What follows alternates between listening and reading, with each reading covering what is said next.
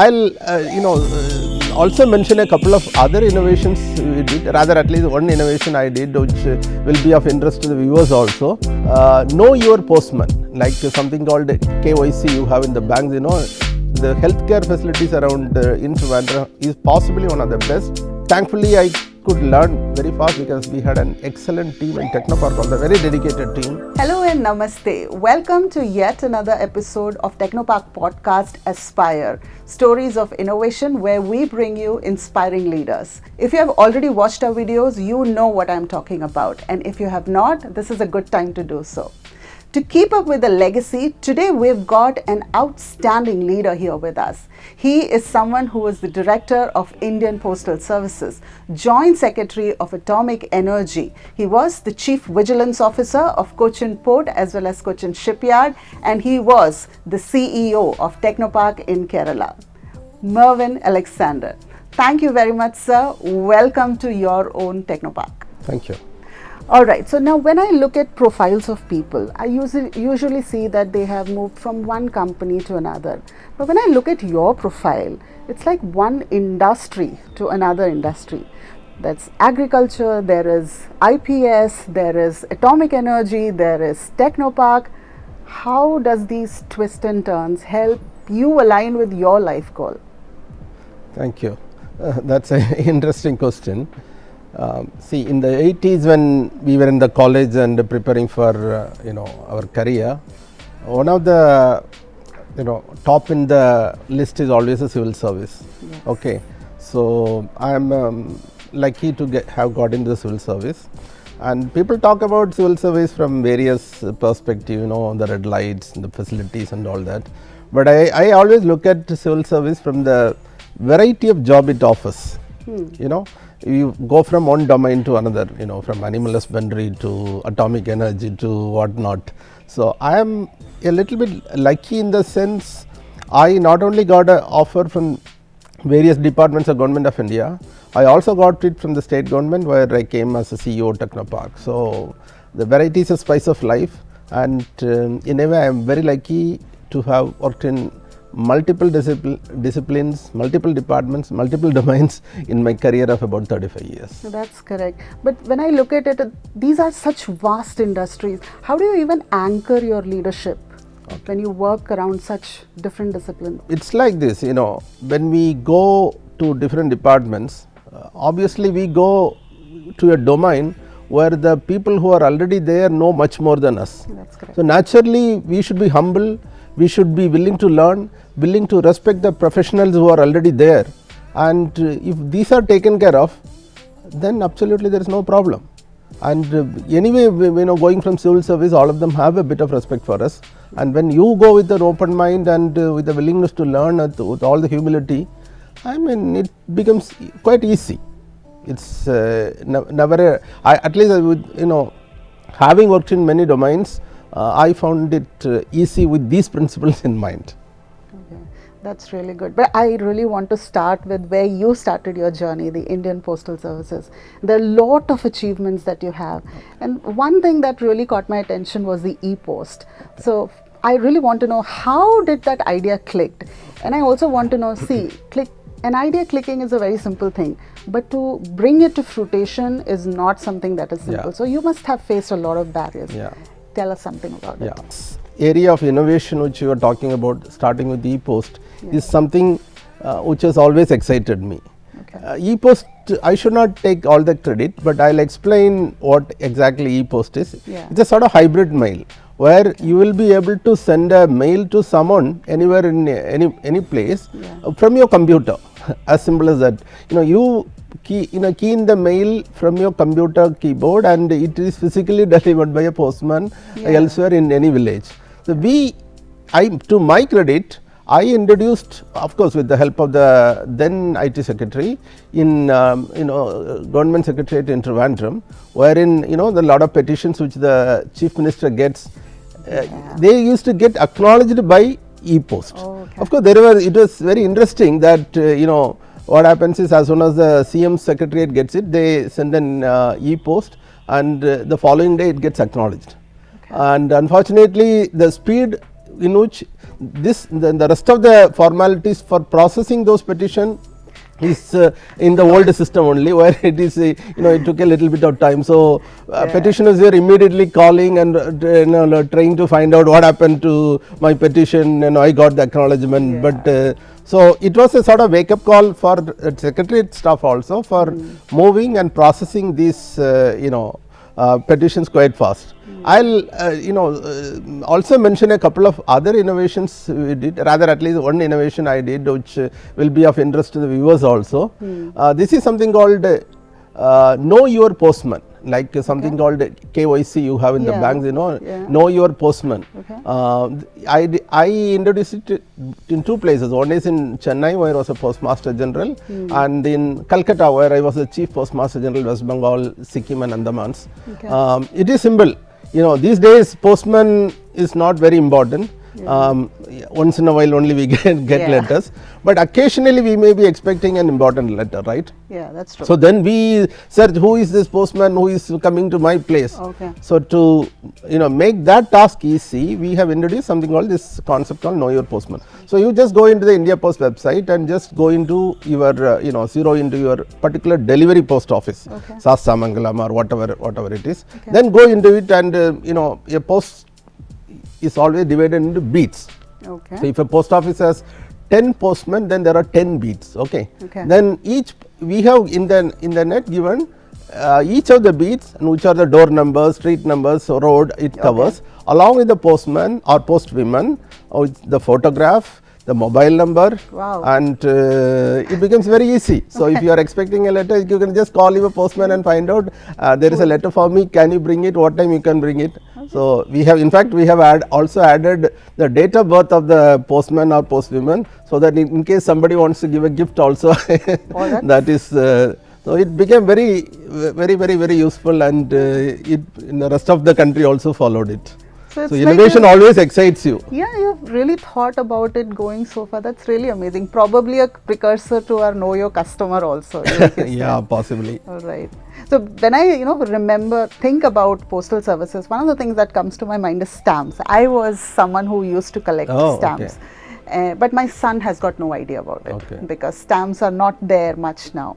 So my question to you here is, how much do you think this art of philately is still valid in our digital India, and is there anything specific that you really look forward to? Because I remember going to the General Post Office and having my own membership there to get the latest stamps. So tell me something about your remembrance for that. Yeah, the hobby of philately, they call it is king of hobbies. And importantly, the behind the stamp is a letter, right? So a stamp is called a soul of a letter. Unfortunately, these days we don't write letters. We just send emails. If somebody writes a letter, then it seems something is wrong or something which you cannot communicate. So we have reached such a situation. So stamps, obviously their circulation has come down. But what I foresee is, again there may be a bit of people may think again, and to add a bit of personal touch, you may still start writing letters, right? Your birthday card still has more value than just one message in WhatsApp saying and a HBD, something like that. Very true. So if that happens, which I believe will happen, then stamps will again reappear, and certainly there will be a future for stamps also. Stamps are sovereign symbols of the state, like a currency note. And that is why it has a lot of value in collecting also. Some of the old stamps, if you look at it, are very valuable, in millions of dollars and all. And those are still, being in circulation, and the younger generation is not really getting much into philately, which I think there is a possibility only when the art and science and the beauty and the hobby of writing letter is rediscovered again. It's true. A personal touch, a personal letter which say, "Hey, how are you?" Yeah. is definitely much bigger than just a message that comes to you. Very true. It's very difficult to see even someone's handwriting these days. Yeah, very true. Someone's handwriting. My friends used to say, "I've forgotten how to write," so that's also happening. Sad. Yeah. So coming from this postal to now the first IT digital hub. To take care of the digital first IT industry in India, Technopark, and you also took care of all the IT hubs, in fact, in Kerala. That is a massive shift in mindset, in culture. How did you manage it? Yeah. Actually, this offer to head Technopark as a CEO was a bit of a surprise for me even. Okay. Because I didn't apply for a post like this because I was in my cadre already, and it was the then IT secretary who just called me and asked me whether I would be interested in heading this thing. Possibly he heard me, he possibly knew me, my performance elsewhere in my department, and my department was also kind enough to offer my services to Technopark, and I was here for about three years or so. So when I came here, I came with, of course, like entering into a domain which is very different from a sort of low profile postal service to a high visible, rather in Trivandrum it is a high decibel Technopark also. Absolutely. So it came with a little bit of apprehensions, but as I already mentioned, I also came with a lot of expectations. It's a great opportunity because IT was booming that time, right? True. And everyone was looking for jobs in the IT sector. Okay. Indian IT export was also booming. So I came with a lot of expectations and a lot of, I know there are a lot of opportunities to learn also. Okay. So fortunately, again, I came with the open mind. I came with all the humility because the first day I still remember all the CEOs of the company here came to meet me in Technopark, and some of them with the domain knowledge of many years, and I am just one day old in my seat, and it was quite overwhelming, but thankfully I could learn very fast because we had an excellent team in Technopark, also a very dedicated team. Okay. And with their help, and of course I never hesitated to learn from the various CEOs of the companies also, and we worked out a lot of programs together. Things which are of mutual importance to both the Technopark community as well as for the Technopark, and it finally turned out to be one of my very memorable innings actually. So it is actually again sort of teamwork, working with everybody. Success always depends on cooperation of a lot of people. It is never one person's contribution alone. So Technopark success also, it is a contribution of so many people, and I incidentally headed that team. That's all. I can still see how much you cherish it, because the moment you said Technopark and you shared your first day experience also, so I can still see how much you cherish it. Thinking about Technopark here in Trivandrum, and then there is Bengaluru, then there is Hyderabad, of course there's Mumbai and Delhi and Kolkata already there, but this is a small state in India. How did you manage to bring these massive players like Oracle or TCS over here? How did you even manage to convince them to come here? Okay. Yeah, those days, getting big players to move into Kerala was always our objective, but it was also always a challenge because Kerala outside the in the industry side doesn't really present a very favorable climate for. Somehow there is a misconception that Kerala is not so friendly for industries and all that, which I don't fully subscribe to.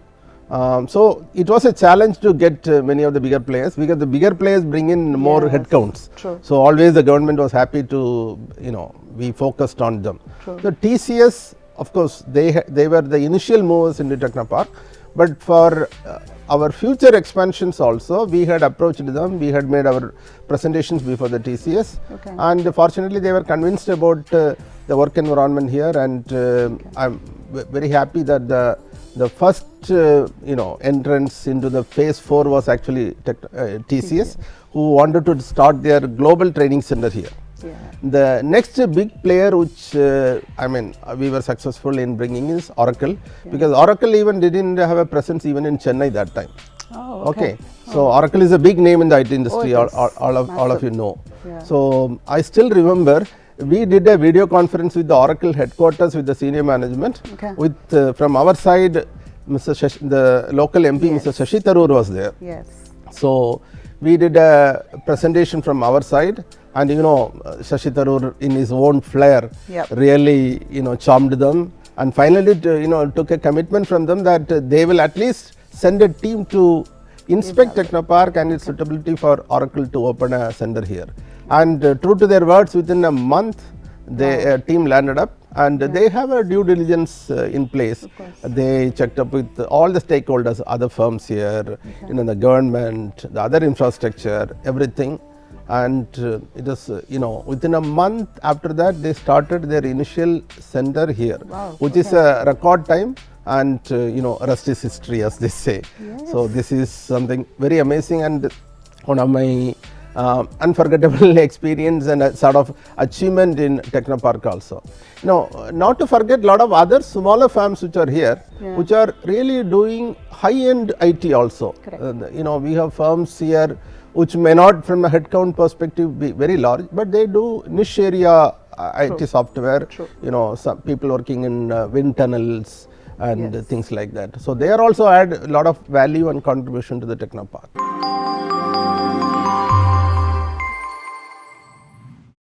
So we actually right now have 500 plus companies here, which is kudos to all your vision, all the Technopark CEOs who were there before you, after you. Because of all this, we have such great companies here. So now let's say 500 companies here in Technopark. What do you still see is an area where we can really go up and innovate? Where do you think Technopark is in India's digital map? Okay. See, Technopark has made a name for itself. True. Anyone who has come here obviously would love to come here again. So that's a fact. Yeah. So I don't think any of these 500 companies, most of them are happy to be here. Yes. And there are issues which larger companies are facing in metros, in Chennai, in Bangalore or Pune, because larger cities in India have become a little bit difficult to live. The cost of living has gone up. The commuting time, especially in Bangalore, Hyderabad and all, it has really gone up. So all these add to people moving to slightly smaller tier 2 towns like Cochin and this Trivandrum. Trivandrum, all said and done, for accommodation, it possibly has one of the lowest cost for accommodation here. And now, thanks to Technopark, a lot of good ecosystem has come around in this thing. That's true. We have good, very good quality education institutions around Technopark. Always the healthcare facilities around in Trivandrum is possibly one of the best. True. And we are blessed with this. We are, after all, God's own country, and there are nice tourist spots around. So end of the day, work-life balance is very important. And which place you think can offer a better work-life balance than Technopark and Trivandrum? So these are our USPs, and a lot of our youngsters who are qualified, many of them, these days the aspiration is first to go abroad. So these talented youngsters, if we can get them into work in Trivandrum or in Kerala itself, we will be doing a great contribution not only to Technopark but to the society also. Because many of the elder parents would like to have their children close by, right? True. So we are not only promoting employment here, we are also bringing in a social harmony. This is how I look at it. Taking care of the entire family. Absolutely. One unit. Yeah, absolutely correct. What would be your one tip for a better work-life balance, if I put it like that? Okay. Actually, work-life balance, two sectors are involved. One is, of course, the employer, and second is, of course, the employee himself. Okay.